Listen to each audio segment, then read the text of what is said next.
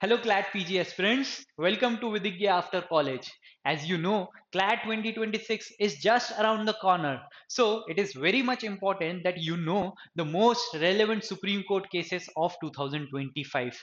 That's why we are bringing for you this series जिसमें हम discuss करेंगे जितने भी 2025 के relevant judgments है वो और उसके साथ you can get the PPD for the same. So, let's start with the discussion.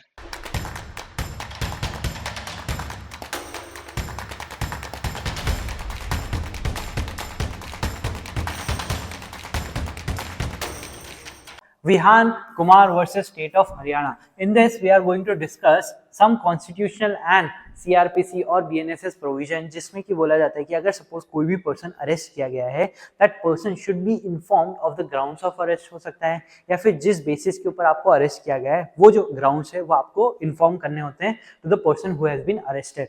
अब ये जो इन्फॉर्मेशन होती है वो कैसे दी जानी चाहिए कि अगर पर्सन है उसको ओरल आपने इन्फॉर्मेशन दे दिया है that suffice the constitution or the statutory provision or not. उसके बाद में अगर सपोज हम बोल रहे हैं कि ओरली सफाइस नहीं करती है या कर लेती है, उसके बाद में अगर हम देखें कि अगर सपोज जो पर्सन अरेस्टेड है उसके अलावा आप किसी भी फैमिली मेंबर या उसके फ्रेंड को आप अगर इंफॉर्मेशन दे देते हो, ग्राउंड्स ऑफ अरेस्ट बता देते हो, so would it suffice the constitutional or the statutory provision in which you are required to give information to the arrested person? So here the facts are such कि जो भी एक person था कि अगर हम स्टार्ट करें, Vihaan Kumar was arrested on 10 June for offenses, certain offenses के लिए उनको अरेस्ट किया गया था. The appellant filed a writ petition under 226 कि अगर हम यहाँ पे फैक्ट्स की बात करें कि अगर एक पर्सन है इनको अरेस्ट किया गया, a person was arrested on the basis of certain charges. ठीक है, तो अगर हम बात करें द पर्सन वॉज अरेस्टेड, अगर हम दो प्रोविजंस की बात करेंगे, यहाँ पे जो पर्सन है उनको आपको इन्फॉर्मेशन देनी चाहिए कि आप जो भी अरेस्ट कर रहा है पुलिस ऑफिसर है उनको क्या इन्फॉर्मेशन देगा कि ग्राउंड्स ऑफ अरेस्ट क्या हो सकते हैं, कि हमने आपको क्यों अरेस्ट किया है, किस बेसिस पे अरेस्ट किया है. And secondly that person has to be presented before the magistrate within the period of 24 hours, कि जो भी ट्रेवलिंग टाइम है उसको एक्सक्लूड करते हुए आपको क्या करना है, जो भी पर्सन अरेस्टेड है उसको मजिस्ट्रेट के सामने आपको प्रेजेंट करना है. तो यहाँ पे this two provision has to be fulfilled. If person A has been arrested and अगर सपोज हम करें कि यहाँ पे सुबह के 10 बजे इनको अरेस्ट किया गया था एंड ही वॉज प्रेजेंटेड, कि यहाँ पे अगर हम बात कर रहे हैं 11th जून की, और यहाँ पे जो पर्सन है उनको 12th जून को सपोज मजिस्ट्रेट के सामने 3 PM पे प्रेजेंट किया गया. So the person was arrested at 10 AM and he was presented at 3 PM. तो अगर हम बात करें तो यहाँ पे जो एक दिन है पूरा वो कंप्लीट हो गया, उसके बाद में भी आप एक्स्ट्रा टाइम ले रहे हो, तो ये 24 आवर की जो प्रिंसिपल है, जो कंसेप्ट है, उसको वायलेट कर रहा है. एंड सेकेंडली कि ये तो फर्स्ट कंसेप्ट हो गया, कि दूसरा एक इशू क्या हो गया कि इनको 24 आवर के बाद इनको प्रेजेंट किया गया बिफोर द मजिस्ट्रेट. सेकेंडली ये जो पर्सन थे इनको during the investigation, during the time he was in the custody of the police, he was presented to a hospital, कि उनको सर्टेन चेकअप्स के लिए, मेडिकल एग्जामिनेशन के लिए हॉस्पिटल लेके गया. तो यहाँ पे जो पुलिस है, यहाँ पे during the time he was in the hospital he was handcuffed, कि यहाँ पे उनको हैंडकफ करके बाय यूजिंग चेन्स करके उनको बेड से बांधा गया. So this acts of doing handcuffs or chaining the person while he was in the hospital was questioned before the Supreme Court.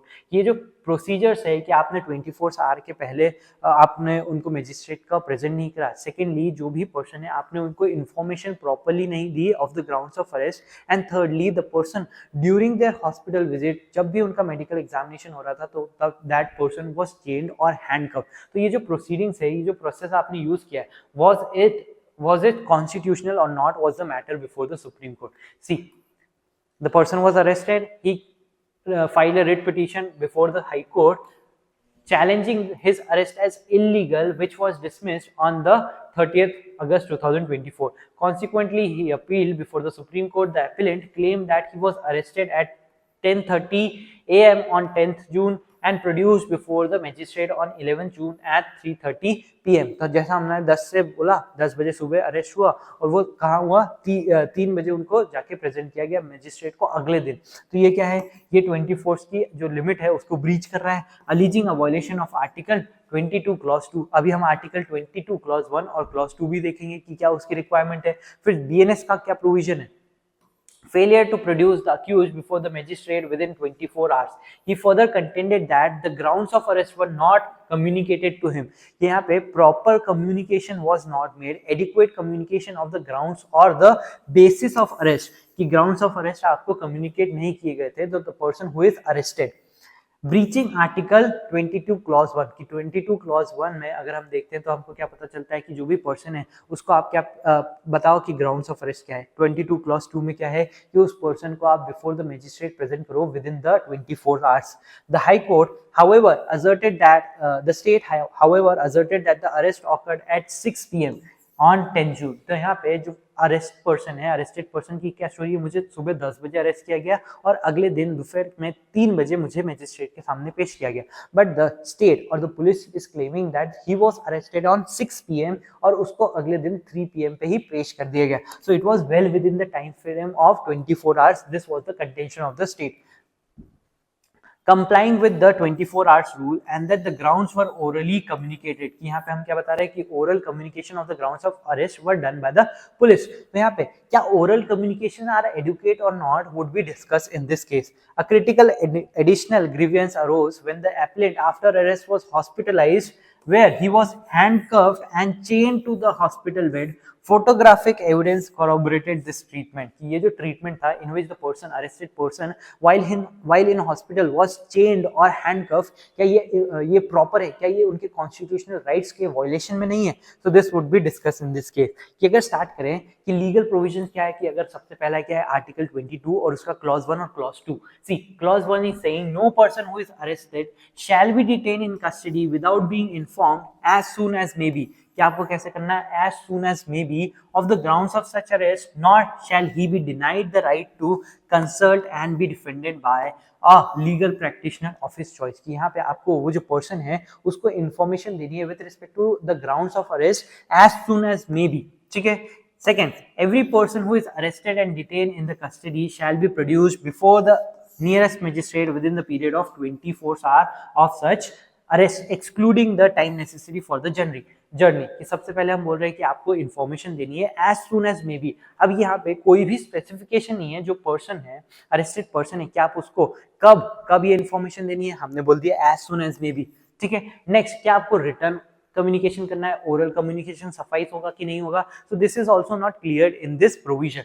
Next, यहाँ पे हम क्लॉज 2 में क्या देख रहे हैं कि आपको 24 आवर में प्रेजेंट करना है और इसमें से आप ट्रेवलिंग जो टाइम है वो एक्सक्लूड कर दोगे। So this is clear. Next, section 47 of the BNSS which is corresponding to section 50 of CRPC, जहां पे भी यही सेम प्रोविजन जो हमने देखा अभी कि every police officer or person arresting any person without warrant shall forthwith communicate to him full particulars of the offense for which he is arrested or other grounds। कि अगर हम यहाँ पे बात कर रहे थे आपको इन्फॉर्मेशन देनी है with respect to the grounds of arrest, यहाँ पे भी वही बोल रहा है कि आपको full particulars of the offence बताना है कि आपने क्या ऑफेंस किया है, या फिर जिस बेसिस के ऊपर, जिस ग्राउंड्स के बेसिस के ऊपर आप अरेस्ट कर रहे हो वो उनको बताना है। Fourth with communicate to him, तो यहाँ पे भी स्पेसिफाई नहीं है कि ओरल कम्युनिकेशन होना चाहिए, रिटन कम्युनिकेशन होना चाहिए। So here we are going to discuss 2 cases जो कि सुप्रीम कोर्ट ने रेफर करते हुए बोला था कि ये जो कम्युनिकेशन होना चाहिए वो एडिक्वेट होना चाहिए, सफिशिएंट होना चाहिए, रीजनेबल होना चाहिए, और जिस बेसिस के ऊपर हम बोल सकते हैं कि रिटन कम्युनिकेशन होगा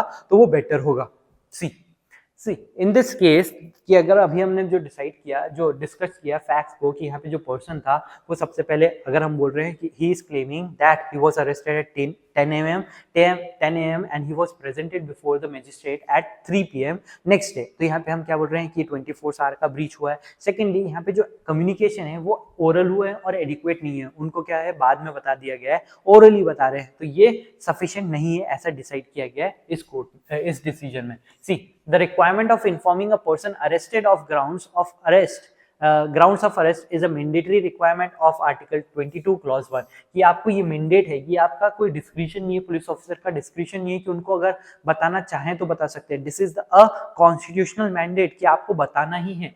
The information of grounds of arrest must be provided to the arrested person in such a manner that sufficient knowledge of the basic facts constituting the grounds is imparted, कि अगर suppose कोई person है जो that person does not know English, so that person should not be communicated the information of his arrest in English language. Similarly, if the person is deaf, तो उसको आप बोल के नहीं बता सकते हो, तो उस केस में हम बोल रहे हैं कि आप sufficient जिस तरह से दे सकते हो जिससे कि उसको properly वो information मिले, उस तरह से बताना चाहिए in such a manner that sufficient knowledge of the basic facts constituting the ground is imparted and communicated to the arrested person effectively in the language which he understands. The mode and method of communication must be such that the object of the constitutional safeguard is achieved. कि आप ऐसे तरीके से बताओ जिससे कि उसको समझ में आए और वो क्या हो, adequate way हो. When arrested accused alleges non-compliance with the requirement of Article 22 Clause 1, कि अगर मैं बोल रहा हूँ कि नहीं मैंने तो बताया था क्योंकि ओरली बताया था, so इस बेसिस के ऊपर बर्डन किसके पास होगा कि अगर सपोज अरेस्टेड पर्सन निगेट कर दे दिस क्लेम को, कि अगर मैं पुलिस ऑफिसर और मैं बोल रहा हूँ कि that person the arrested person was inform at the time of arrest orally कि किस बेसिस के ऊपर हम उसका अरेस्ट कर रहे हैं, but before the court he says that no I was not informed about the grounds of arrest, तो यहाँ पे बर्डन होगा किसके ऊपर, जो स्टेट है उनके ऊपर होगा. The burden will always be on the investigative officer agency to prove compliance with the requirement of Article 22 Clause 1. इसलिए हम बोलते हैं कि adequate क्या होगा कि आप रिटर्न में इंफॉर्मेशन दो ताकि आपके पास वैलिड प्रूफ हो सके.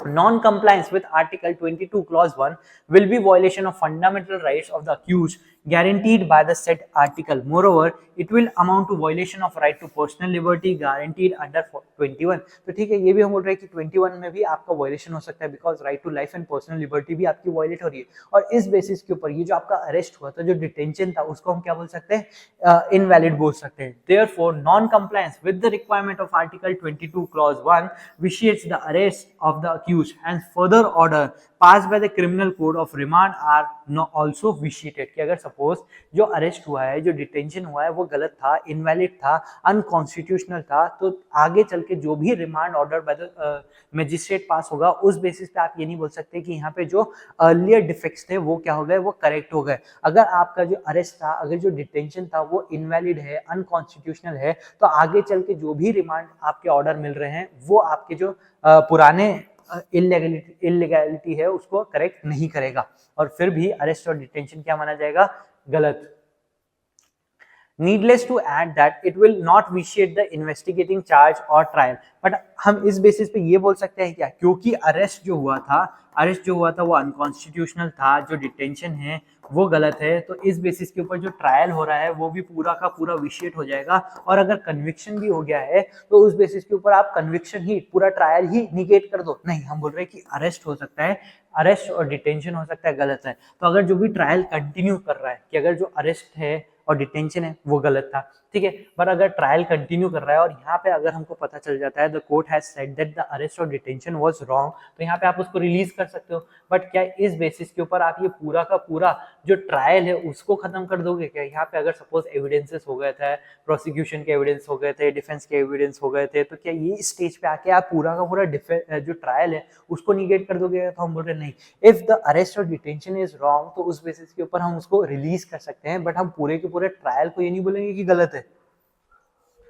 But at the same time, filing of charge sheet will not vitiate a breach of constitutional mandate under Article 22 Clause 1. कि अगर हम बोल रहे हैं कि अरेस्ट और डिटेंशन गलत था, ये हम प्रूव कर सकते हैं क्योंकि यहाँ पे आर्टिकल 22 Clause 1 फुलफिल नहीं किया गया था. बट अगर सपोज यहाँ पे अरेस्ट किया गया और उसके बाद में हमने चार्ज शीट फाइल कर दी, पुलिस ने क्या करा, पुलिस ने यहाँ पे चार्ज शीट फाइल करी है, तो उस बेसिस के ऊपर हम क्या बोल सकते हैं कि यहाँ पे चार्ज शीट फाइल हो गई है, इसलिए जो आर्टिकल 22 Clause 1 में जो अरेस्ट और डिटेंशन गलत किया गया है तो वो अब खत्म हो जाएगा. नहीं, इस बेसिस पे आप ये नहीं बोल सकते कि जो इलीगैलिटी यहाँ पे पेश हुई है पहले उसको आप भुला दोगे, उसको आप कंटिन्यू करोगे, डिटेंशन को कंटिन्यू कर सकते हो. नहीं, कि अगर अरेस्ट गलत है तो उस बेसिस के ऊपर आप उस पर्सन को रिलीज करोगे even if the police has filed a charge sheet.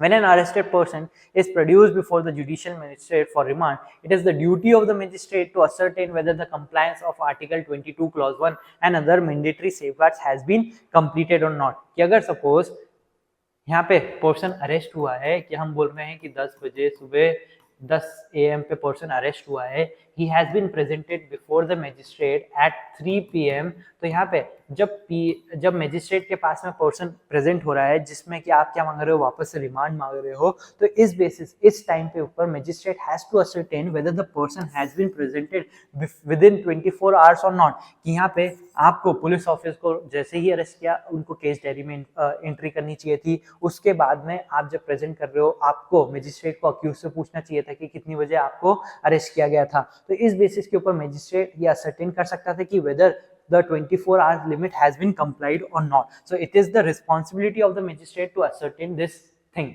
Next, when the violation of Article 22 Clause 1 is established, it is the duty of the court to forthwith order the release of the accused. That will be a ground to grant bail even if statutory restriction on the grant of bail exists. ये जब अगर suppose कोई bell के grounds नहीं है फिर भी जो पर्सन था उसका जो अरेस्ट था वो गलत था on the basis of article 22 clause 1, तो वहाँ पे आपको उसका रिलीज करना ही पड़ेगा। The statutory restriction do not affect the power of the court to grant bail when violation of Article 21 or 22 of the Constitution is established। कि अगर suppose bailable offence नहीं है, नॉन बेलेबल है, उसमें भी सर्टेन ग्राउंड्स आर देयर जिसमें आप bell नहीं दे सकते हो, but there was a violation of article 21 और 22, तो उस बेसिस के ऊपर बेल ग्रांट की जा सकती है।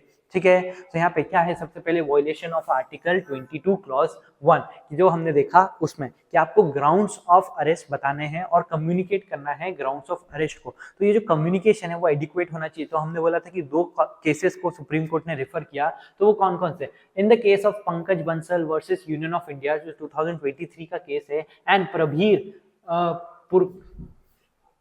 पुरकायस्था versus state NCT of Delhi, इसमें held that communication of grounds must be, ये सपोज पीएमएलए के आपका पीएमएलए के ऊपर केसेस था, और एक था आपका आर्टिकल 22 क्लॉज 5 के बेसिस के ऊपर कि पीएमएलए में भी आपको अरेस्ट करना होता है और यहाँ पे भी अगर अरेस्ट कर रहे हैं तो आपको रीजंस ऑफ अरेस्ट देने पड़ते हैं। तो उस बेसिस में भी ये बताया गया कि अगर रीजंस ऑफ अरेस्ट आपको देना है तो ये जो कम्युनिकेशन करना कैसे कर सकते हो। So held that the communication of grounds must be meaningful and effective preferably in writing to avoid disputes. यहाँ पे अगर राइटिंग में होगा, आप उनको वारंट दे रहे हो, अगर वारंट नहीं दे रहे हो तो रिटर्न में लिख के दे रहे हो, तो ये क्या होगा, बेस्ट एविडेंस हो सकता है to show that the article 22 clause 1 की जो ऑब्लिगेशंस है that were fulfilled. While Article 22 Clause 1 does not explicitly require written communication, the court ruled that vague assertions or oral claim by police are insufficient। कि हमने बोला कि अगर जो arrested person है उसने ये रिजेक्ट कर दिया है कि मुझे आपने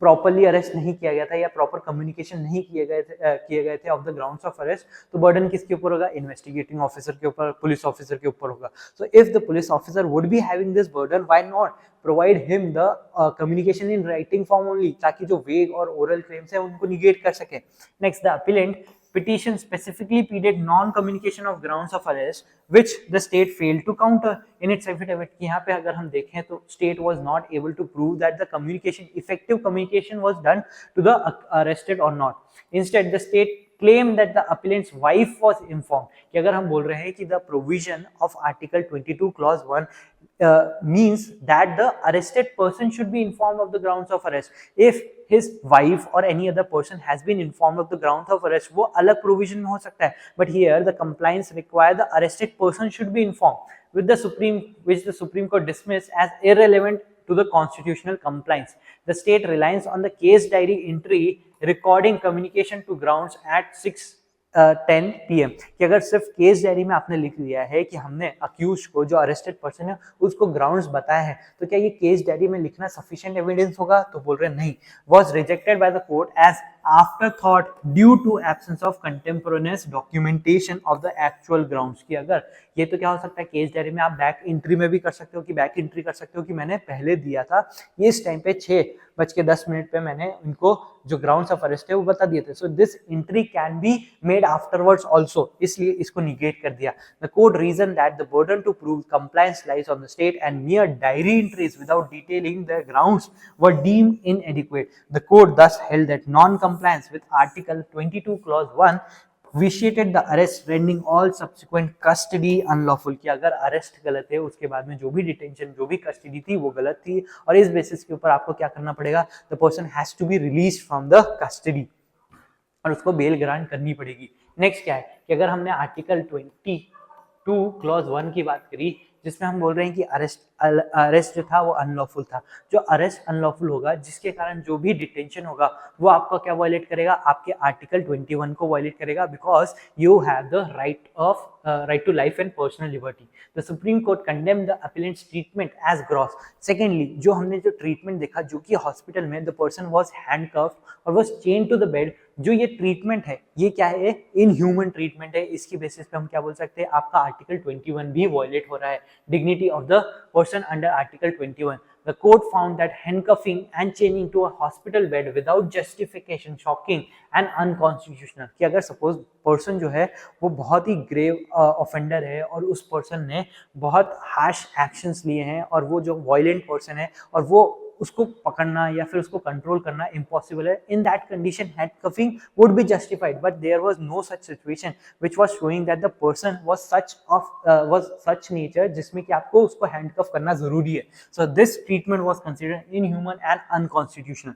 court directed the state to issue guidelines to prevent such practices, emphasizing that the custodial treatment must respect human dignity. So here the responsibility is of the state कि वो जो भी पुलिस डिपार्टमेंट है उनको प्रॉपर ट्रीटमेंट या फिर proper training दे कि उनको अरेस्टेड जो भी अक्यूज है, कस्टोडियंस है, उनको कैसे ट्रीट करना है, respecting their human dignity as well. क्योंकि हम बोलते हैं कि अगर पर्सन जेल में भी है, अगर पर्सन की पुलिस कस्टडी में भी है, तो the person's right to human dignity खत्म नहीं हो जाता है, राइट टू लाइफ खत्म नहीं हो जाता है। Article 21 does not gate restricted if the person is arrested or in custody। तो इस बेसिस के ऊपर हम बोल सकते हैं कि the person should be treated equally।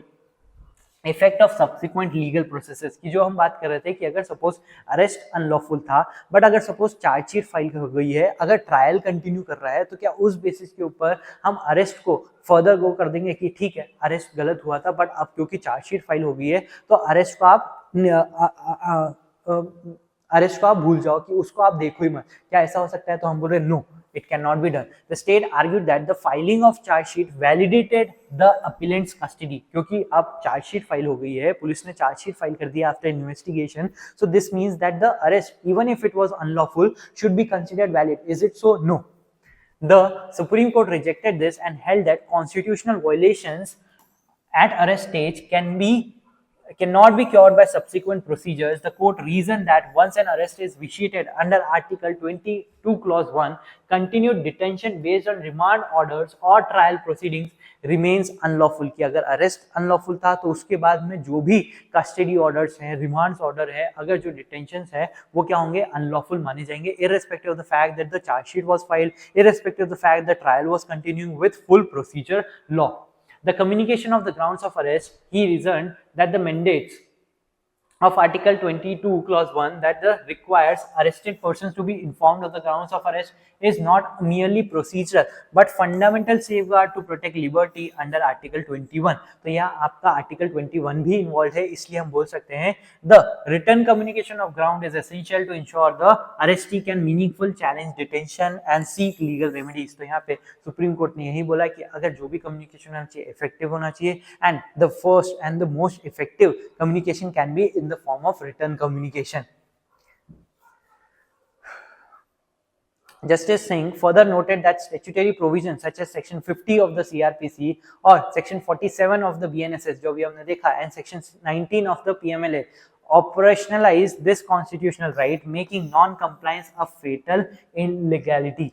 Next, Justice Singh expanded on the role of Section 50A of the CRPC, which obliges authorities to inform arrestees, relative and nominated person। कि यहाँ पे there was a different provision 50A जिसमें आपको जो भी arrested है उनके family member या फिर जो फ्रेंड्स है उनको इन्फॉर्म करना पड़ता है कि ये जो पर्सन है उनको इन क्राउड पे अरेस्ट किया है, कि यहाँ पे इनको अरेस्ट करने के बाद कहाँ रखा गया। So that is different from the provision which requires the arrestee person should be informed of the grounds of arrest, about the arrest and its ground। He reasoned that this requirement was not a mere formality but a critical mechanism to enable the arrestee's circle to act swiftly, such as arranging legal aid। तो ये जो दोनों चीज है कि arrested person को भी inform करो और उसके रिलेटिव्स हो गए, उसके फैमिली मेंबर्स जो फ्रेंड्स हो गए उनको भी इन्फॉर्म करो, ये सिर्फ एक प्रोसीजर नहीं है, ये क्या है, सेफगार्ड्स है अगेंस्ट द इलीगल डिटेंशन, तो ये आपको स्ट्रिक्टली फॉलो करना चाहिए because this relates to their fundamental rights. By linking this statutory duty to Article 21, Justice Singh held that the failure to communicate grounds in writing to both the arrestee and their representative undermines the very purpose of constitutional safeguards, rendering the arrest unlawful. ठीक है. So in this case it was held that the communication of the grounds of arrest should be made as soon as possible. और वो कैसे होने चाहिए, वो कैसे होने चाहिए, in written communication, return form में होनी चाहिए. सेकेंडली, जो पर्सन के जो अरेस्टी पर्सन उनके रिलेटिव्स हो गया, उनको भी इन्फॉर्म करना चाहिए. एंड थर्डली, जो भी इनह्यूमन ट्रीटमेंट आप कर रहे हो वो नहीं होना चाहिए because it also violates the article 21 of the arrested person. So by this we conclude our video today. So ये था आज का जजमेंट. I hope it was helpful for you. Download the PPT for the same. और अगर आपको ऐसे ही videos और देखने हैं तो सब्सक्राइब करें हमारे चैनल को विदिज्ञ after college. Best of luck.